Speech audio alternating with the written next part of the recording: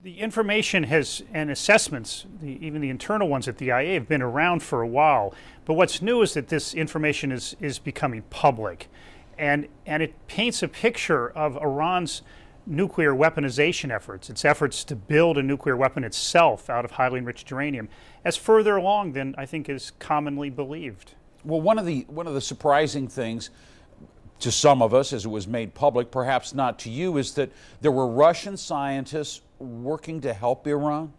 Well, that's a separate story. I mean, in the internal IA report, they talk about that it looks like Iran got some external assistance on designing or producing nuclear weapons. One part we didn't put in, they kind of allude to A.Q. Khan as possibly the source of some of that. But separate from that, there's evidence or suspicions that Russian specialists may have provided nuclear weapons design information or nuclear weapons production information to Iran.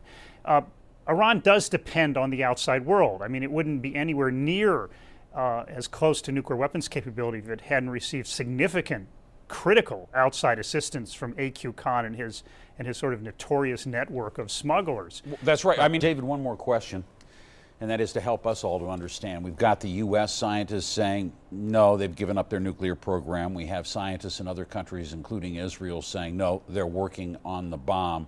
How do we sort all of this out? Who's right? Well, it's very hard to sort it out. And for the last year, we've been trying to query and find out. And that's partly why we published this excerpt from the IA internal report, is that it helps clarify at least some of the knowledge Iran has to acquire if it restarts, mostly focused on the warhead itself, the warhead for the Shahid-3 missile. That seems to be the bottleneck in their weaponization program.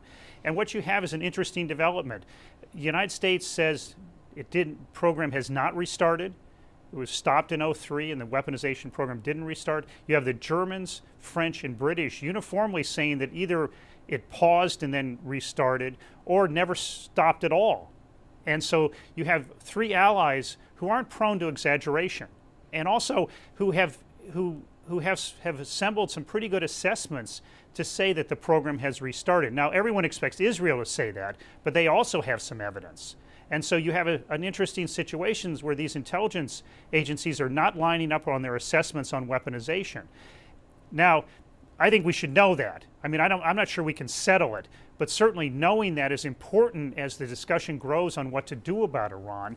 And we need to all be asking our governments for greater clarity on this issue.